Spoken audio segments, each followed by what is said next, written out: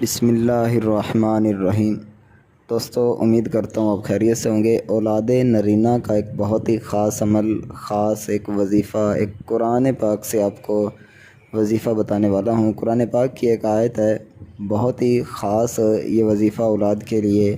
بزرگان دین فرماتے ہیں کہ جو بھی بندہ یہ وظیفہ پڑھتا ہے تو انشاءاللہ اللہ تعالیٰ اس کو جو ہے وہ اولاد نرینہ عطا فرماتا ہے۔ تو آئیے میں آپ کو وہ وظیفہ بتاتا ہوں کہ وہ کون سا وظیفہ ہے۔ بالکل آسان سا ہے، کوئی اتنا زیادہ آپ کا وقت بھی نہیں لگے گا، مختصر سا وظیفہ ہے، لیکن انشاءاللہ جب آپ اس وظیفے پر عمل کرو گے تو اللہ تعالیٰ آپ کو اولاد نرینہ بھی عطا فرمائے گا۔ اس کے علاوہ بھی انشاءاللہ آپ کی جو حاجت ہوگی وہ اللہ تعالیٰ پوری فرمائے گا۔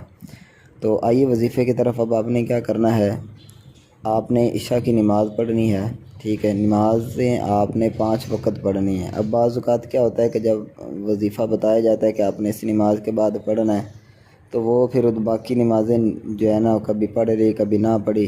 تو دیکھیں، نماز 5 وقت کی ہمارے اوپر فرض ہے، ٹھیک ہے۔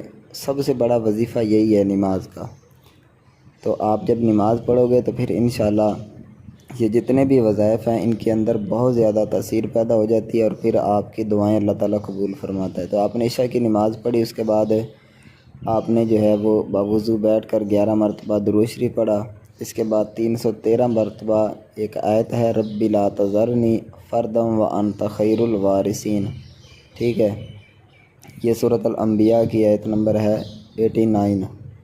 اس آیت کو رب لا تذرنی فردا وانت خیر الوارثین، یہ دوبارہ پھر آپ سن لیں، لکھ لیں اپنے پاس، یا اگر یاد نہ رہے تو سورۃ انبیاء کی آیت نمبر 89 آیت اس طرح ہے، رب لا تذرنی فردا وانت خیر الوارثین۔ اس کو آپ نے 313 مرتبہ پڑھنا ہے اور اس کے بعد پھر 11 مرتبہ درود شریف پڑھ کر پھر ہاتھ اٹھا کر اللہ تعالیٰ سے عاجزی انکساری کے ساتھ دعا مانگیے گا۔ انشاءاللہ اللہ کے فضل سے، اللہ کی رحمت سے اور اس قرآن پاک کی دعا آیت کی برکت سے انشاءاللہ آپ کی دعائیں قبول ہوں گی۔ آخر میں آپ سب بھائیوں کے لیے خصوصی دعا ہے کہ اللہ تعالیٰ تمام بے اولادوں کو نیک صالح اولاد عطا فرمائے۔ اللہ تعالیٰ جتنے بھی ہمارے چینل کے سبسکرائبر ہیں ان کی تمام جائز دعائیں اللہ تعالیٰ قبول فرمائے۔ اپنا خیال رکھیے گا۔ السلام علیکم ورحمۃ اللہ۔